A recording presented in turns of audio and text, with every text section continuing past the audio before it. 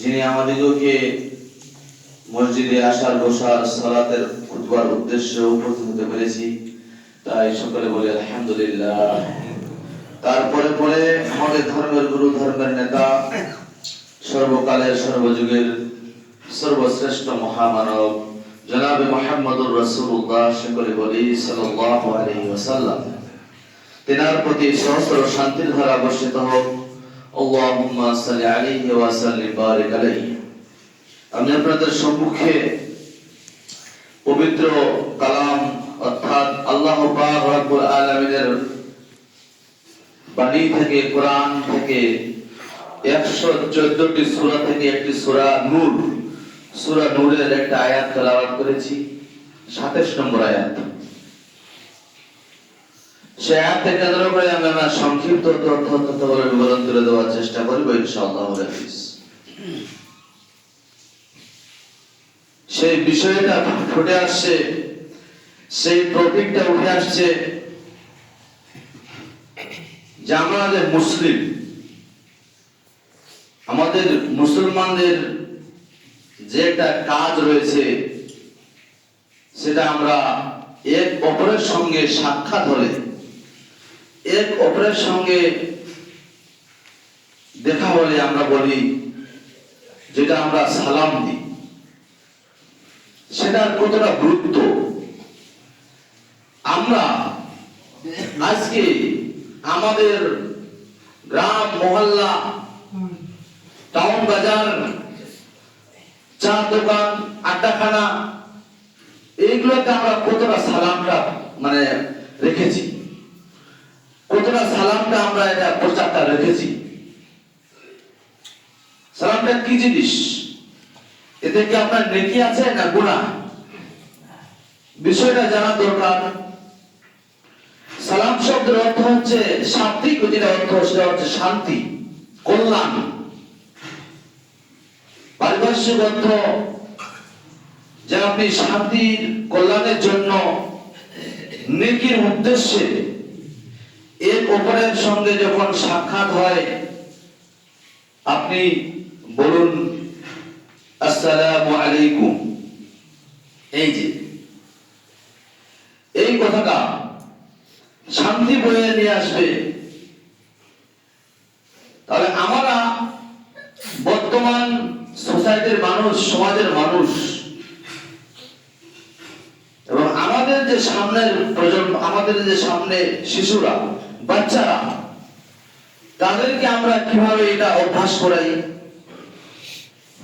একটা কথা জেনে রাখা ভালো হবে, সালাম যদি আপনার যদি অভ্যাস না থাকে, তাহলে আপনি দিতে অতটা আগ্রহী হবেন না।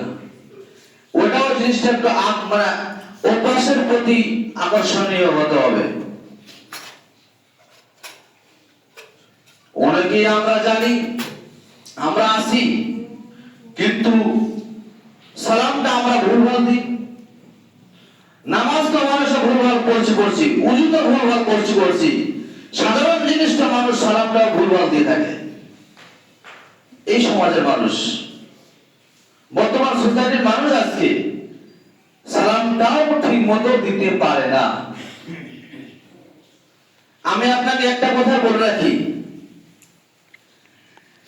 যে আপনি সালাম দিন, হজ করুন, যাকাত দিন, ওসর দিন, যা কিছু করবেন, আপনাকে আল্লাহ পাক রব্বুল আলামিনের উদ্দেশ্য হতে হবে। আপনাকে আগে আল্লাহ পাক রব্বুল আলামিনকে একবার বিশ্বাস স্থাপন করতে হবে, ঈমানটা আপনার ঈমান নিয়ে আসতে হবে তার প্রতি। আমরা অনেকেই কাজ কিছু আবেগে করি, বিবেক খাটাই না। একজন মানুষ, একজন ছাত্র যদি মাধ্যমিক পাস করে, সে এমডি সার্টিফিকেট পাবে, এমডি এবং কি এমবিবিএস, এই সমস্ত ডাক্তারি বিশেষজ্ঞ ডাক্তার হতে পারে না। শুধু তাই নয়, একজন বিশেষজ্ঞর কাছে যদি টিউশনি পড়ে, তাও কি সেই ছেলেটা একজন ডাক্তার হতে পারবে? তার মানে তার কাছে সার্টিফিকেট লাগবে। তার কাছে উচ্চ শিক্ষিত হতে হবে, বিশেষজ্ঞ ডাক্তার হতে গেলে, এমডি ডিগ্রি অর্জন করতে গেলে, এমবিবিএস ডিগ্রি অর্জন করতে হলে, সার্জন মানে এই সমস্ত ডিগ্রি অর্জন করতে পারবেন বলে আপনি ডাক্তার হতে পারবেন। ডাক্তার আপনি হতে পারবেন, অযথা আপনি হতে পারেন না।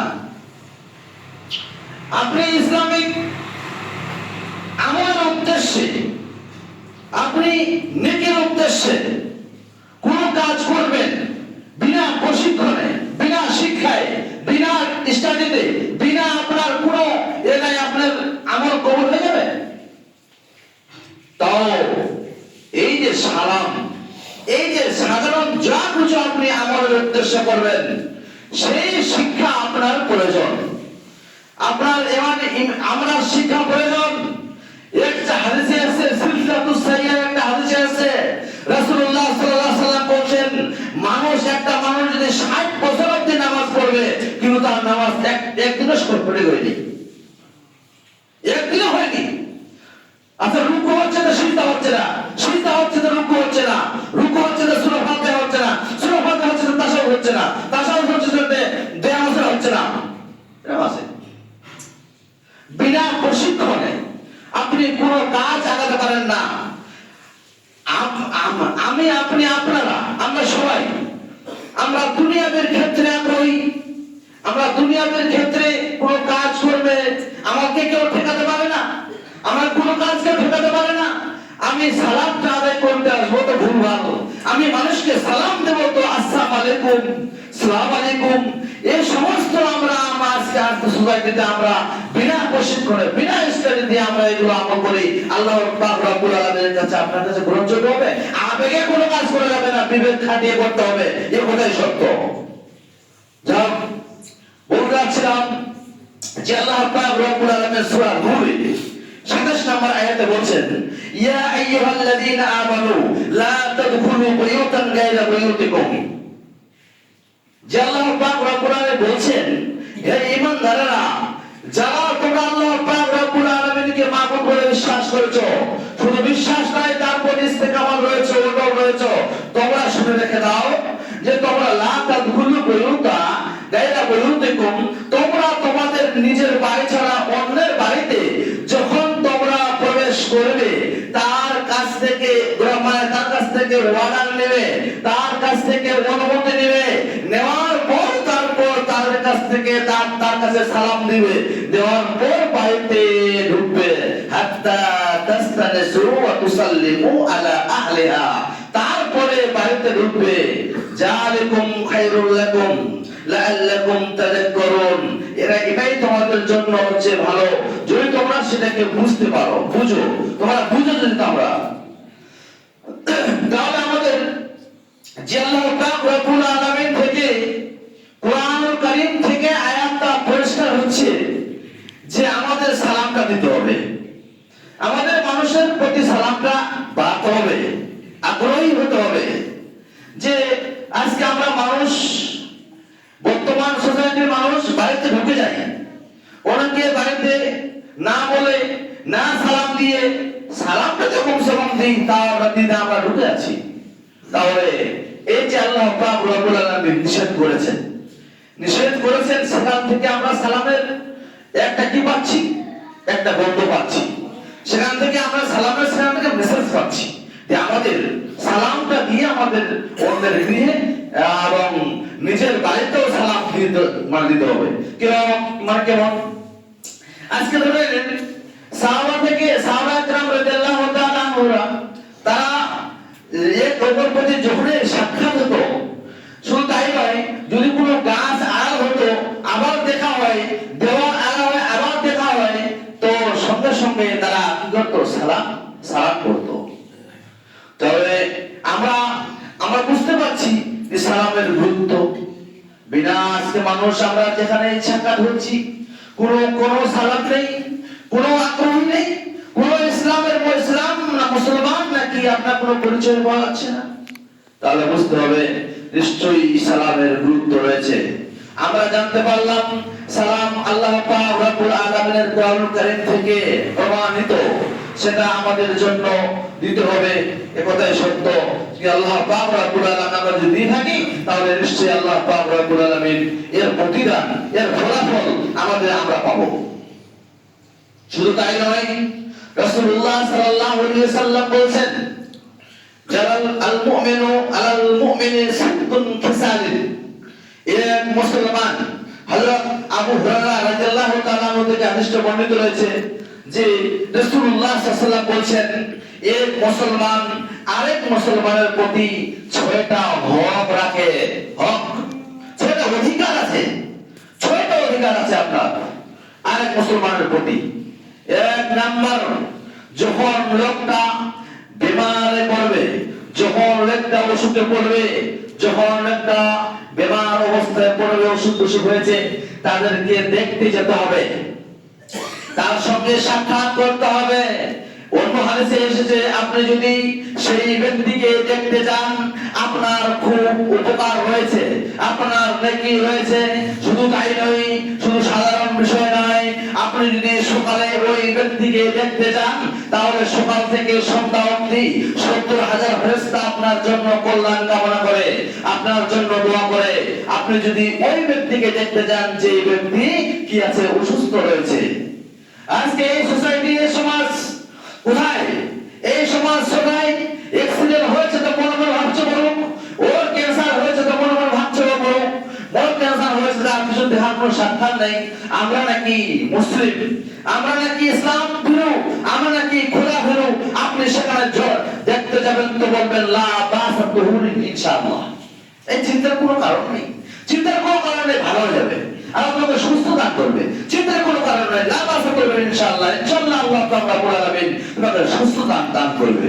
তারপরে বলবে আজিবুল বাস রাব্বানা ওয়াসবান্তা শাফি লা শিফা ইল্লা শিফাউকা শিফাআন লা ইউগাদিরু সাকামা। এই সমস্ত দোয়া আপনি সেখান থেকে দিয়ে আসবেন।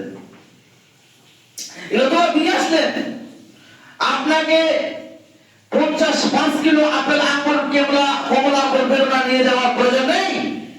আপনি এই দোয়াটা পড়ে আসুন। এই দোয়াটা শেখার জন্য কোথায় মহাবিদ্যালয়ে যেতে হবে? কোন প্রাইমারিতে হয়? কোন মানে স্কুলে হয়?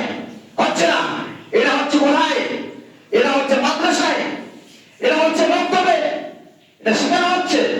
কিন্তু এই দোয়াটা আপনি শিখলেন না, আপনি ওখানে গিয়ে কি করবেন? ওর মুখটা দেখে আসবেন, কি দোয়া দেবেন? তাহলে শিক্ষার প্রয়োজন আছে। তাহলে এই শিখতে হলে আপনার দরকার আছে। আপনার এই যে বর্তমান সোসাইটির স্টুডেন্ট, বর্তমান সোসাইটির ছাত্রছাত্রী, এরা তো সালাম তো দূরত্ব, টাকা বাইরে শিখাচ্ছেন। সালাম তো দূরত্ব, টাকা বাইরে, এই সমস্ত জিনিস ইহুদি নাসারা খ্রিস্টানদের মতবাদ, ইসলামী নাসারাদের খ্রিস্টানদের এগুলো কথা 31 সেলিব্রেশন আছে, 31 নাইট তারা হ্যাপি নিউ ইয়ার 1 জানুয়ারি এভাবে করছে। আজকে যুব সমাজ এই যে বলছিলাম যে আপনার ইসলামের প্রয়োজন, বিনা ইসলামে কোনো কাজ হয় না, বিনা শিক্ষায় কোনো কাজ হয় না।